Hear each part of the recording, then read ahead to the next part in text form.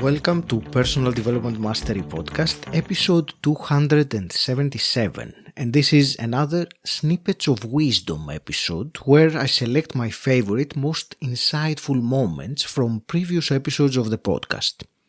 The snippet of wisdom I chose for today comes from my conversation with Robert Quinn in episode 52. Robert Quinn is a best-selling author with over 18 books and one of the world's best personal and organizational change experts.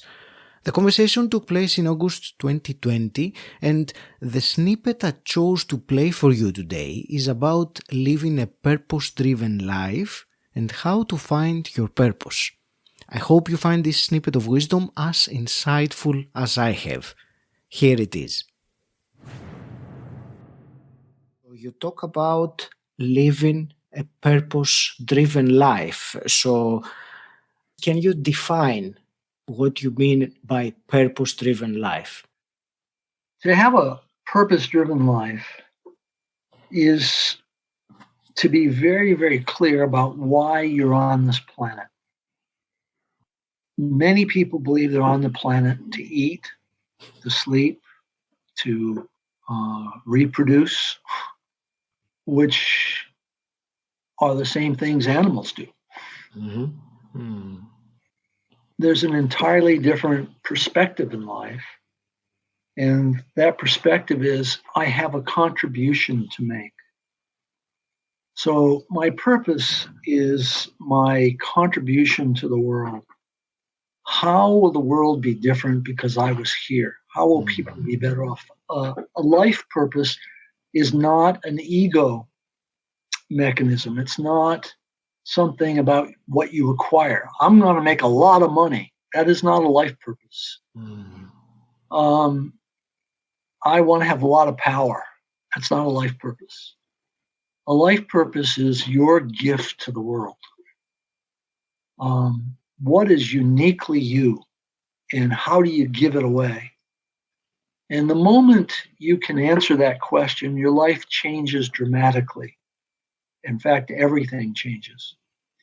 I have a good friend who has helped 15,000 people write purpose statements. Mm-hmm.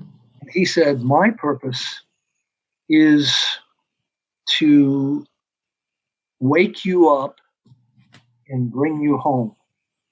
And what he meant by that is the moment you write your life purpose and you get it right, you feel like you've suddenly come home. And you feel wide awake, right? You feel very mindful and conscious, and you can see things you didn't see before.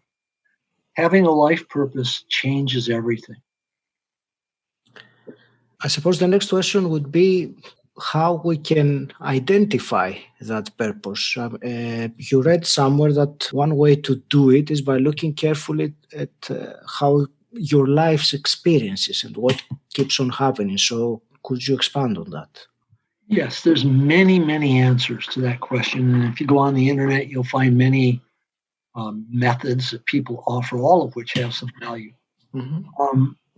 We work with a lot of folks where we simply say, you've got 90 seconds. Write a one-sentence life purpose. It should be simple, should be clear. Write it down. Now, most people panic when we give them that assignment. But in their 90 seconds, they put something down, and they usually don't like it very much. Mm-hmm. We say, that's absolutely fine.